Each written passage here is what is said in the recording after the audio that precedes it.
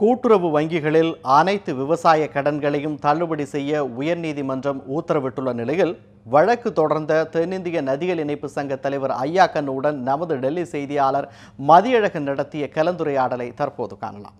கூட்டுறவு வங்கிகளில் விவசாயிகள் வாங்கிய கடன்களை தள்ளுபடி செய்ய வேண்டும் என சென்னை உயர்நீதிமன்றம் உத்தரவிட்டிருக்கிறது. இது தொடர்பாக இந்த வழக்கினை தொடுத்த ஐயாக்கண் அவர்கள் நம்மிடம் இருக்கிறார். அது தொடர்பான சில கேள்விகளை முன்வைக்கலாம். ஐயா, நீங்க தாக்கல் செய்திருந்த மனுவில் என்ன குறிப்பிட்டிருந்தீங்க, என்ன உங்களுடைய கோரிக்கைகளை முன்வைத்திருந்தீங்க, நீங்க அந்த மனுவை தொடுத்ததற்கான காரணம் என்னங்க ஐயா?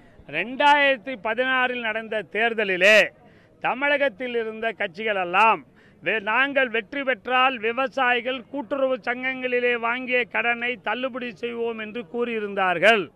அதற்கு ஏற்ப தமிழகத்தில் அதிமுக ஆட்சி வந்த பிறகு மாண்புமிகு முன்னாள் முதல்வர் அம்மா ஜெயலலிதா அவர்கள் சிறு குறு விவசாயிகள் வாங்கிய கடனை மட்டும் தள்ளுபடி செய்தார்கள்.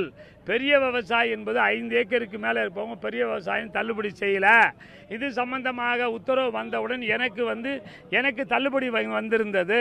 நான் 20 ஏக்கர் நிலம் வைத்திருக்கிறேன். நான் 4 ஏக்கருக்கு தான் கடன் வாங்கியிருந்தேன். எனக்கு தள்ளுபடி பண்ணது தப்பு. 20 ஏக்கருக்கு சொந்தக்காரன், ஒரே ஒரு சென்ட் கூட நிலம் விவசாயி கிடையாது.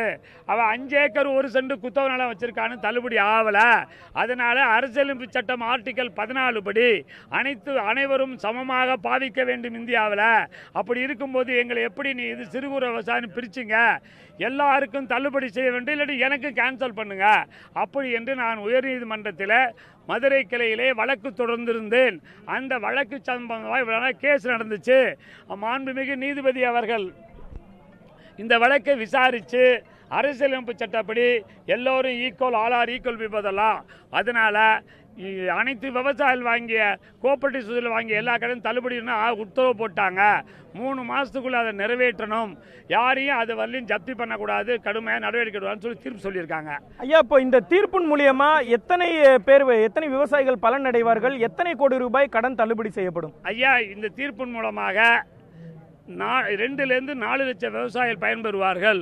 அது மட்டுமல்ல, 2000 கோடி தள்ளுபடி கிடைக்கும்.